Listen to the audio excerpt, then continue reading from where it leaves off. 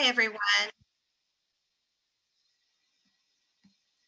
Hi, everyone. Good afternoon.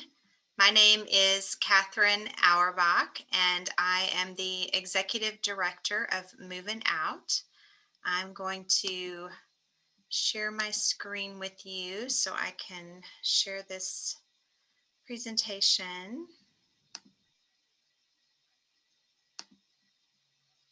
All right. This session is about community integrated affordable homes. And my organization is called Movin Out.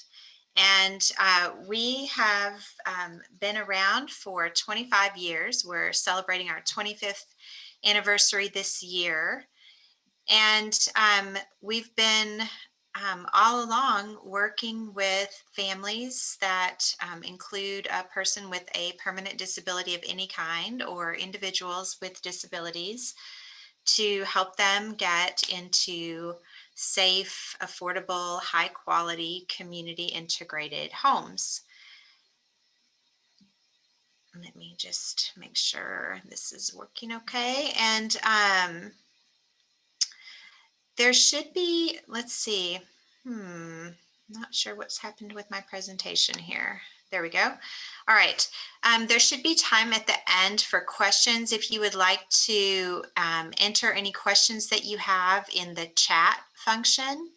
Otherwise, at the end, I'll try to capture questions from that.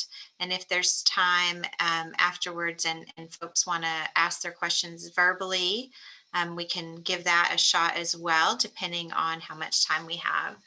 So I'm going to talk just a little bit about our organization, about what Movin Out does, and how we work with people to get into community integrated affordable homes. So we partner with people with disabilities, their families, and their allies to create and sustain community integrated, safe, affordable homes. And I'll talk a little bit more shortly about some of these concepts. So when we talk about community integration, what we mean by that at Movin Out is that people with disabilities are not congregated or segregated in any way. So if we are talking about an apartment home, for example, this would be an apartment in a regular apartment complex that is essentially indistinguishable from any other apartment in that complex. So I'll talk in more detail about that in a little bit.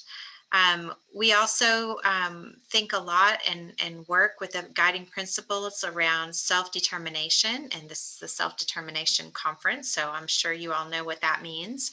For us, the way that shows up is that we keep housing and supportive services separate. So we do not provide any supportive services for folks that live in our apartments or other rental properties, or for people who we help to purchase their own homes, but we can help coordinate with supportive service providers.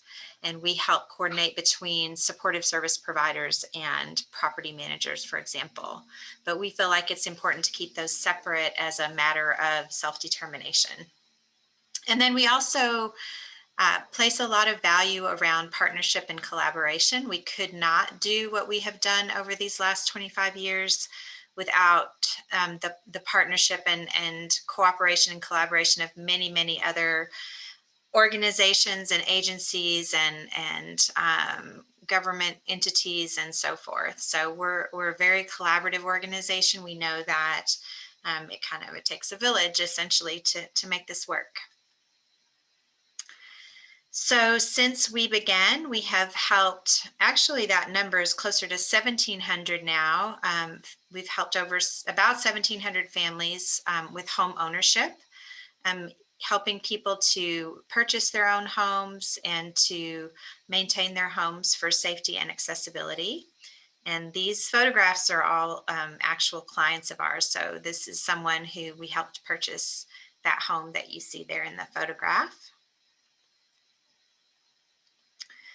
We have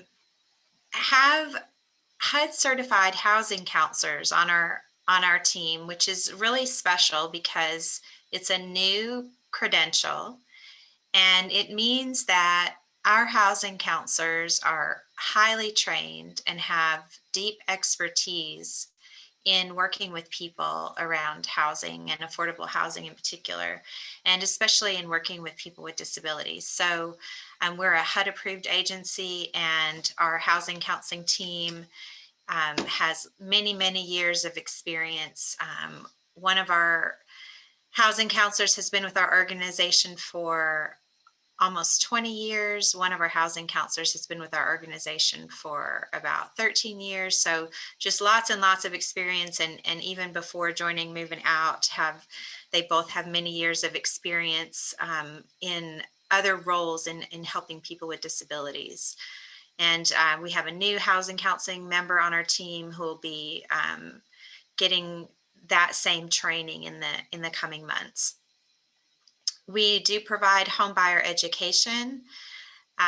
We right now are not able to provide our in-person classes as we normally have, of course, but our housing counselors work one-on-one with families and individuals to make sure that they have the education they need to go through a home buying process if that's their preference or their interest. We administer a number of down payment assistance programs to help make mortgages affordable. And as I mentioned previously, help people make safety and accessibility modifications so that they can stay in their homes for a long time. So lots of support and services around home ownership. Then we've also helped to develop and operate over 1,000 units of affordable rental housing. And these are mostly apartments. Some of them are single family homes, houses or duplexes, or small like 4-unit apartment buildings, or we even have some condos that we rent. But mostly these are apartments like the ones that you see in the picture there. And these are throughout Wisconsin. Most of our rental properties right now are in the southern half of the state, kind of in an arc from Platteville up into the Madison area, in Wisconsin Dells area, and then over toward Milwaukee and the Milwaukee area. We have projects in the works right now in the city of Milwaukee, in Wisconsin Dells, and coming a little farther down the road in Rice Lake, Wisconsin. So we're growing and continuing to add more affordable rental housing to our list.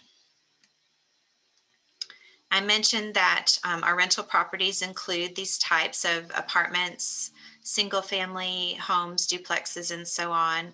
Most of the units that we rent in our apartments are what are called mixed income. That means that the people who live in these apartments typically have a household income between 30 and 80% of the county median. CMI means county median income.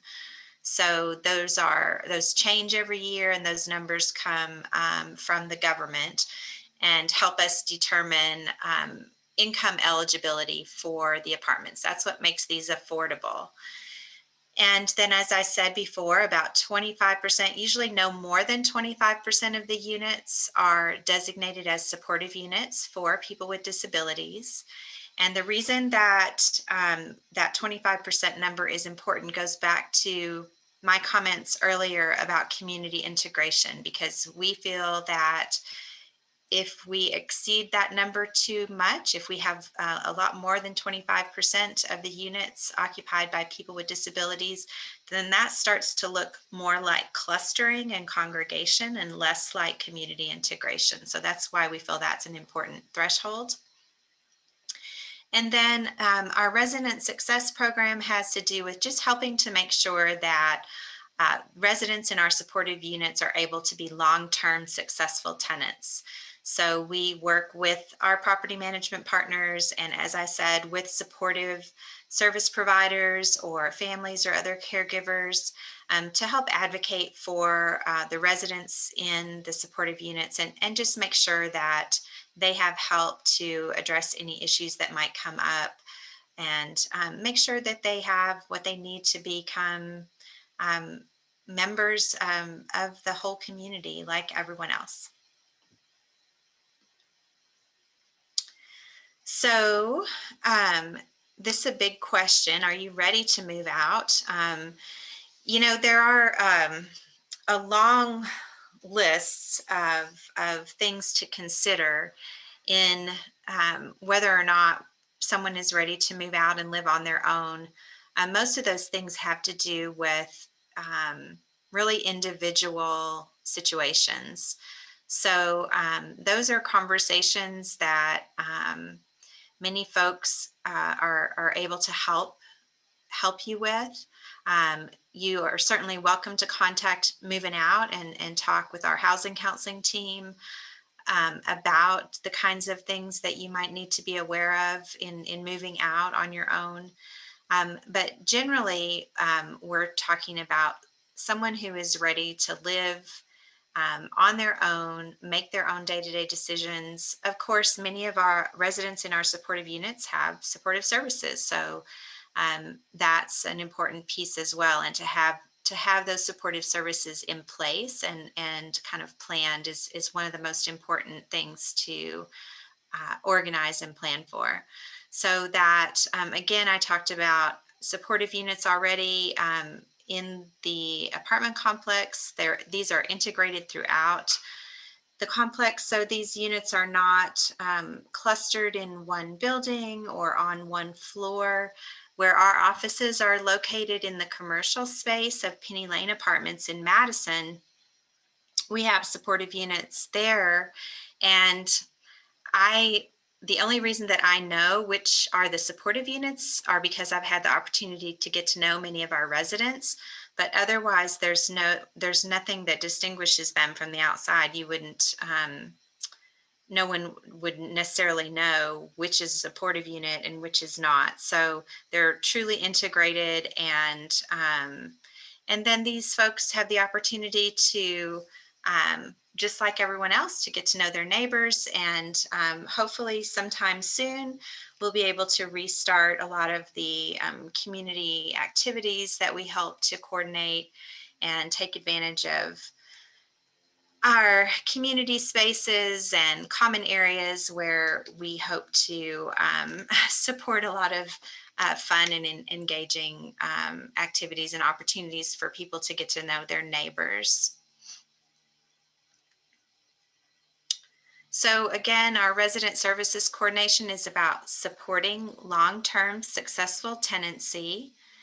It's about creating connections and opportunities, and it's about building community and building social capital. And when we talk about social capital, what we're really talking about is creating a situation where when people have those strong connections with their neighbors, we tend to see fewer challenging situations. So people getting to know each other and help each other and become friends, or at least become friendly, and kind of look out for each other and take care of each other like neighbors do. And this picture is our apartments in Wisconsin Dells and a little family that lives there. So those are my slides for today. So I went through those kind of quickly. I'm going to stop sharing for a moment and see if I can see questions in the chat here. Let me take a look here.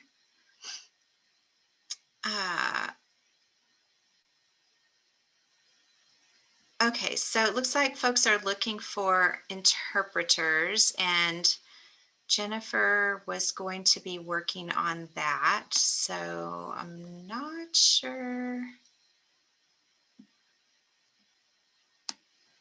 Oh, it looks like that got resolved. All right, I'm sorry. Okay, so hope to move into my apartment someday, just turned 30, living with mom and stepdad, ADHD and heart condition, but healthy, younger sister in college, 20 years old at Eau Claire, and sister comes home for the holidays and lives at home with mom and dad.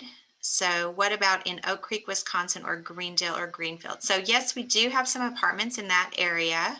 So I would encourage you to contact us to get more information about those properties and whether or not we have any vacancies coming up soon. John says, are you able to help individuals statewide with home purchase, or are you limited to the area of the state you're in now? So we do have programs that cover most of the state. So again, and we can provide information and referrals to anyone and help with housing counseling for anyone anywhere in the state. The down payment assistance programs are limited based on certain counties, and the availability of those changes pretty frequently. So again, please contact our organization. You can call us, or you can go to our website and complete a short little form, and one of our housing counselors will get back in touch with you within a day or so at the most. Where are the apartments that Movin Out has in the Milwaukee area? I'm going to go, I'm going to come back to that question in just a moment. I'm going to pull up a list and share that detailed information with you. Can you go back to the last slide? I'm not sure if you mean which slide we mean here. Let me see if I can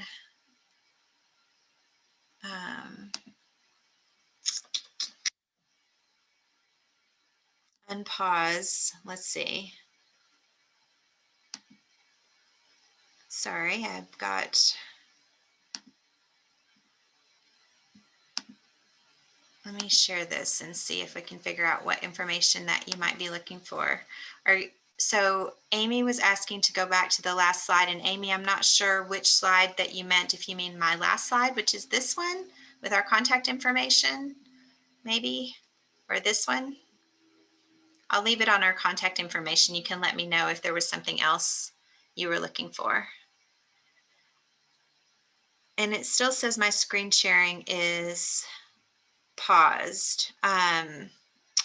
Jennifer, are you able to let me know if you can still see the screen? I'm not sure how to unpause the screen sharing. I can still see it paused at the Movin Out slide with the little boy. Okay, that's fine. Yeah, okay. Thank you. Yep. All right, so let me go back to these questions. Okay, can you explain what the process would be for someone contacting Movin Out for the first time? What can they expect, and what kind of information would they be sharing? Okay, so usually when folks contact our housing counselors will ask some questions about what kind of housing you're interested in, if you're interested in owning your own home, or if you're interested in renting. They might ask you questions about your annual income. They might ask you questions about your disability status, permanent disability status in particular. And then from there, you know, of course, it depends on if you're interested in owning your home or renting your home. If you're interested in renting your home, they'll probably send you over to our rental team, and they can talk with you about where we might have availability or help you get on a waiting list. If you're interested in purchasing a home, our housing counselors will start to work with you to create a tailored housing plan and find out kind of where you're at in your preparation for purchasing a home. And really the housing counseling is very tailored, so it kind of depends a lot on where you're at in that journey, but that's basically it. It's pretty straightforward, and it's primarily about helping you understand what the opportunities might be, what your options might look like, and then helping you understand what you would need in order to achieve your housing goals. Let's see, the next question. Is there any assistance for individuals that have recently purchased a home but may have difficulty making payments? So right now, we do not have funding for mortgage payment assistance. Um, but I would encourage you to contact us anyway, because we can provide information and referrals, and depending on where you live, we might be able to refer you to some other resources to help with that. Are the supportive apartments rents based on a percentage of income like HUD, 30% of adjusted income? So this actually varies depending on the different properties that we have. We do have some that are the rent amount is based on the 30% of your income. Others that I mentioned, like a 30%, it gets a little complicated because we talk about a 30% unit that is for someone whose household income does not exceed 30% of the county median income. And then the rents are set, they're predetermined based on those median incomes. So it varies, but they are essentially income based. So if you are at let's say that your household income is at about 50% of the county median income, you would qualify for a 50% unit, and the rent for that unit will vary depending on what county it's in and what the county median income is for that particular area. I realize that that sounds very complicated, but it's essentially like that. It varies a little bit, but it's more or less meant to be affordable based on not exceeding about 30% of your monthly income, if that makes sense. It's hard to do this by chat, I know, because we can't like kind of go back and forth and make sure that there's understanding. So feel free to add another chat if that didn't make sense. Is there a fee for people to use your services? That's a great question, and I should have mentioned that. We do not charge a fee to people who use our services. So we receive some funding from HUD to provide housing counseling, and we receive some income from the agencies that provide the funding for down payment assistance, for example. For our rental properties, we don't charge any fees. We don't charge our residents any fees for our services. Our services are paid for from essentially from different sources from the rental properties. So no, there's no fee for people to use our services. The next question from Mary, there's a senior development in Wauwatosa with some family townhouses on the site. Would Moving Out provide support for this development residents? So right now, we help provide resident services coordination only for our rental properties. Let's see. What credentials do the credit counselors have, or how do they become certified? So we don't have credit counselors. We do have housing counselors, and they are HUD certified. And in order to become HUD certified, they have to go through pretty rigorous training and pass a very difficult exam. So there aren't very many HUD certified housing counselors yet. It's a relatively new certification. I'm going to take a little sip of water just a second. It's a relatively new certification. They also have to maintain training each year. They have to have updated training each year to maintain their credentials through national industry standards for housing counseling education.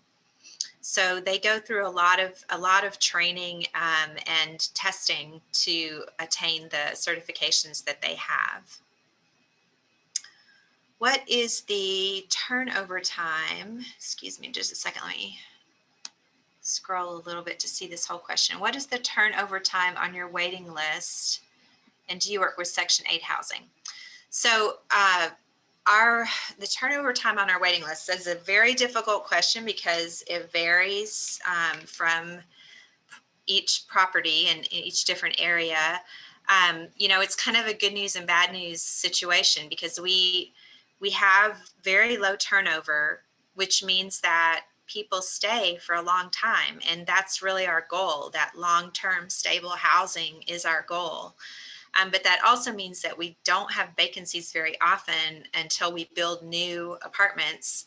And oftentimes the interest list for the supportive units for our new apartments is quite long before we even start construction. So if you are even just starting to think about renting, I would encourage you to contact Moving Out, call the number or visit our website and get your name on the list as soon as possible. The question about Section 8 housing is interesting. I'm not sure if you are asking about sorry, I'm just blanking on the word.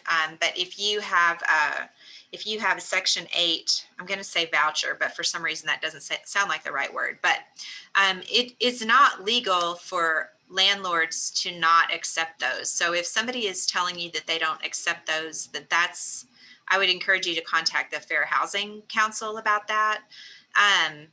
We certainly do accept them, and we also have what are called project-based vouchers, which means that a particular unit in the apartments is designated with that voucher, and then there are portable vouchers or people that can apply those vouchers to any rental units. We've also been able to work with people. We've also been able to work with people to apply Section 8 to a mortgage payment. And that can be a little tricky, but it's a little complicated, but it is possible to do that as well. So let's see, a question about housing counselor certification. I think we addressed that one. Are they required to have more of a human services background or a financial background? That's a great question. They kind of have both. Because our housing counselors do, work with folks with disabilities. And so they have a lot of training and expertise in that area, but they also have a real expert level of understanding of financial counseling as well. So it's really both. What qualifies someone to have these services? So again, we provide information and referrals to anyone for free. So anyone can call or contact our organization for information or referrals. If you're interested in any of our down payment assistance programs, for example, or the rental opportunities, then again, that is based on household income and someone in the household having a permanent disability. We do have some opportunities for families that do not include someone with a disability, but our main focus is on helping families that include someone with a disability. Is there a way to search where you have rental properties? So yes, so let me see if I can go to our website and show you that page. Let me see, Jennifer, if I can figure this out.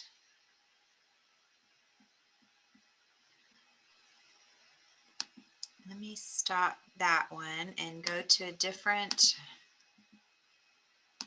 screen here. Bear with me just a moment.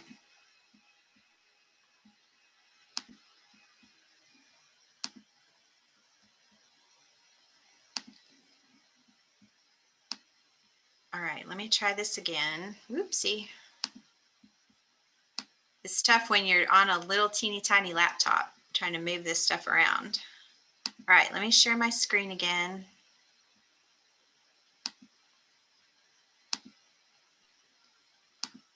Yes, I do see your screen. Okay, great. Thank you. So this is our website. It looks a lot like the first slide that I shared with you. So I'm going to go to rental apartments. So this page on our website shows all the different places where we have supportive units. So here's Greendale. Somebody was asking about Greendale. So Berkshire Apartments in Greendale, Brown Deer, this is near Milwaukee as well, New Berlin, Stoughton, Wisconsin, Monona, Watertown, Middleton, Wanakee in the Madison area, Maple Grove Commons in Madison, Waukesha, Meadow Ridge in Waukesha, Monroe Street Apartments in Waterloo, Penny Lane in Madison. This is where our where our office is located. Pioneer Ridge in Wisconsin Dells, the Royal in Madison, and School Apartments in Oconomowoc. We are also missing Platteville on here. We need to add that. And we're working on another development in Madison that's under construction now. A couple more projects in the works in Madison. Another project coming in Milwaukee, another in Wisconsin Dells, and then Rice Lake.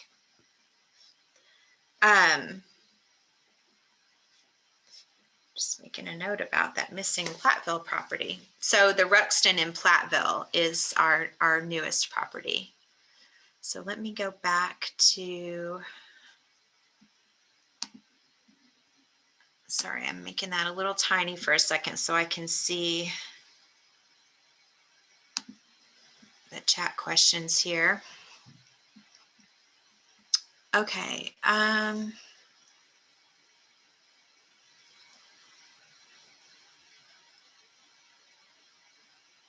Okay, so let's see. Just trying to find where I left off in the questions. What kinds of services do we provide? So we have a team of housing counselors that can work with people to help you make a housing plan, help you determine whether owning your home or renting a home would be best for you, and then work with you from there to help you determine whether where you're at in that process and help you get into a home. So someone is asking for clarification about how to contact us. So yes, you can contact us at 608-251-4446. You can go to our website, which is Movin, MOVIN -OUT.org, O-R-G. Go to the contact page and all that information is there. Then let's see, the last question that I see here is, do you work to help people with IDD find roommates? Generally, no, we do not have a roommate matching service. I know that there are some organizations that help with that. There's an organization that used to be called Love Dane, and let me see if I can remember their new name now. Let's see. Now it's called Love Inc., and it's just LOVINC. And I believe that they have, or they used to have, a roommate matching service.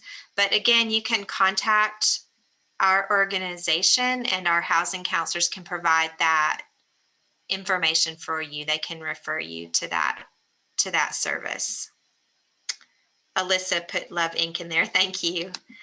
Let's see.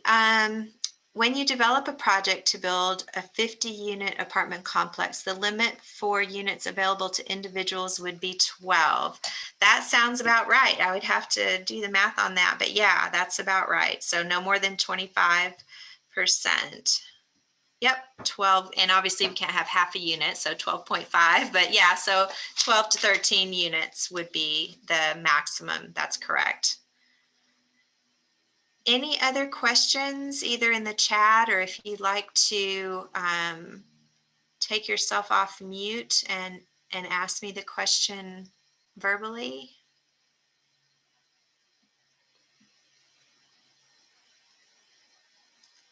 Otherwise, thank you all so much for joining our presentation. And yeah, please feel free to contact us.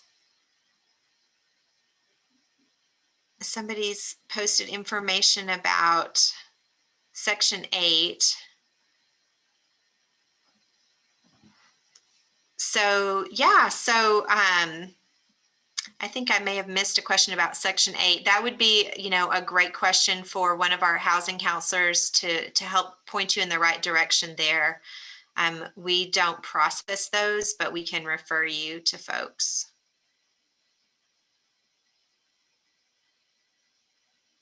It looks like Alyssa has shared information in the chat as well about how to connect with Love Housing Circle to help people find roommates in the Dane County area.